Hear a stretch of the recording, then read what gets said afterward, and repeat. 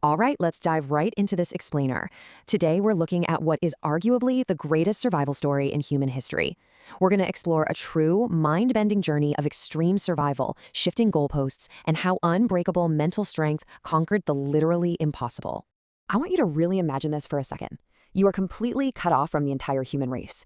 You're stranded in a hostile, freezing wasteland where modern rescue, yeah, that's literally impossible. No smartphones to call for help, absolutely no GPS to guide you, and temperatures plummeting to negative 50 degrees Celsius, one of the deadliest places on Earth. The year is 1914. An ambitious crew is about to embark on a journey that will test the absolute limits of human endurance. And honestly, the world around them has zero idea what they're about to face.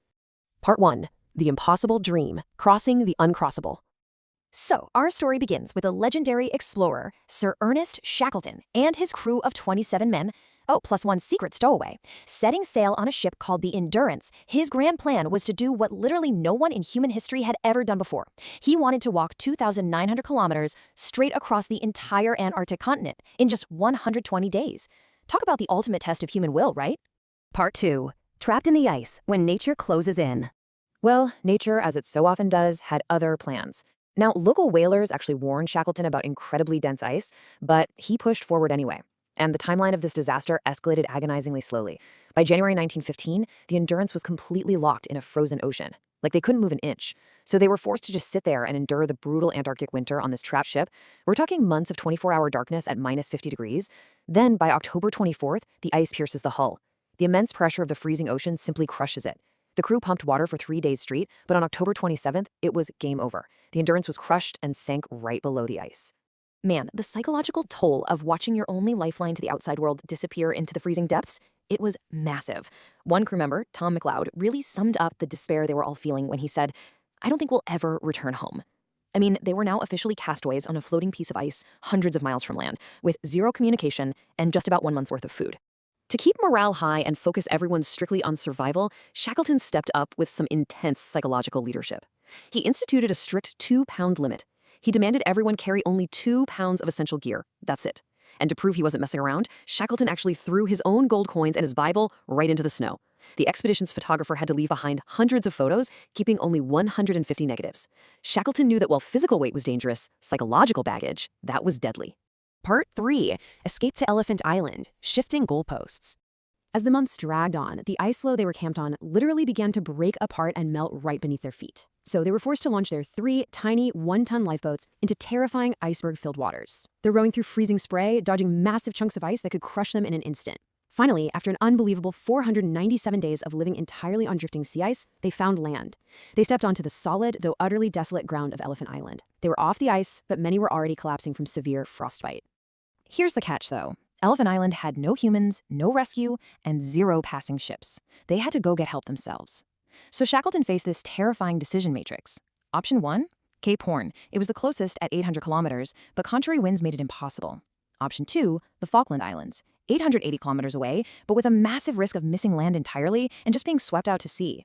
Which left option 3. Shackleton was forced to choose the longest, deadliest route, 1,300 kilometers to South Georgia, just to catch the right ocean currents. Part 4. The Deadly Ocean Crossing, the Drake Passage. To save his men, Shackleton made a brutal call. He left 22 crew members behind and took just 5 men in a tiny hand-rowed lifeboat straight into an absolute sensory nightmare. Now, the Drake Passage has sunk over 800 massive ships throughout history, and these guys, they were in a rowboat. They battled 12-meter-high rogue waves that literally blotted out the sky. They were facing hurricane-force winds and constant freezing sea spray, endlessly bailing water just to keep from sinking. It was so cramped they had to swallow their meager rations while lying down, navigating this chaos by catching quick, desperate glimpses of the sun with just a sextant. Part 5. Crossing Uncharted Mountains, the 36-hour push.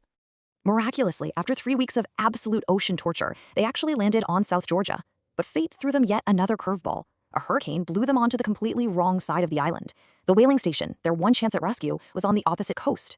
With their boat essentially destroyed, Shackleton and 2 of his men had to go on foot, across uncharted, freezing mountains that no human being had ever crossed before. To save weight, they left their heavy sleeping bags behind and just climbed blindly into 10,000-foot peaks, only to find sheer cliff drops that forced them to hike all the way back down. At one point, they literally had to cut physical stairs into the ice with a small axe. They hiked for 36 hours continuously, driven purely by raw mental strength. They finally stumbled into the whaling station with blackened faces and torn clothes. They honestly looked like ghosts.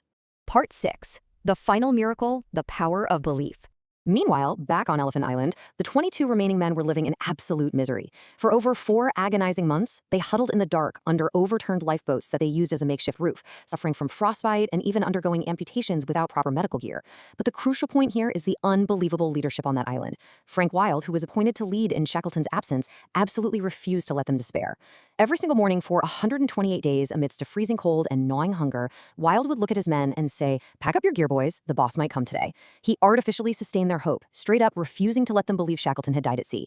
But as 4 months passed, even Wild began to harbor doubts. Over in South Georgia, Shackleton had been desperately trying to mount a rescue. 3 separate ships were completely blocked by impenetrable ice and forced to turn back. Finally, on his 4th attempt, commanding a Chilean ship named the Yelcho, Shackleton broke through the ice. He approached Elephant Island absolutely terrified of what he might find. Did anyone survive? As the ship approached the desolate shoreline, Shackleton strained his eyes through his binoculars. And in an absolute miracle of human endurance, teamwork, and leadership, he counted them. All 22 men left on the island were alive and waving. Combined with the men who sailed to South Georgia, all 28 original crew members survived this impossible ordeal and returned home. So what do we actually take away from this? Well, this explainer really brings into focus that physical strength is honestly only half the battle. Surviving the impossible required constant adaptability. I mean, every time a plan failed, they immediately formed a new one without hesitation. It required intense psychological leadership to keep morale from completely bottoming out. And above all, it demanded a fierce refusal to give in to despair. It proves that immense mental strength is truly the ultimate tool for surviving the very worst odds nature can throw at you. And as an incredibly surprising footnote to our story today, in the year 2022, exactly 106 years after it sank beneath the ice, ocean investigators actually found the wreck of the Endurance. It was sitting 10,000 feet deep in the Weddell Sea, and get this, it was astonishingly intact due to the freezing, parasite-free waters. It sits down there today as a perfectly preserved, permanent underwater monument to this epic journey. And that leaves us with a final thought to ponder. Now, you and I may never have to cross the Drake Passage in a tiny rowboat, but we all face our own shifting goalposts, right? If Shackleton and his men could survive the freezing dark, the crushing ice, and the deadliest oceans on Earth with nothing but sheer will and teamwork, what impossible obstacle in your own life could you overcome with that kind of unbreakable mental strength? Think about that for a bit. Thanks for joining me on this explainer, and as always, keep exploring.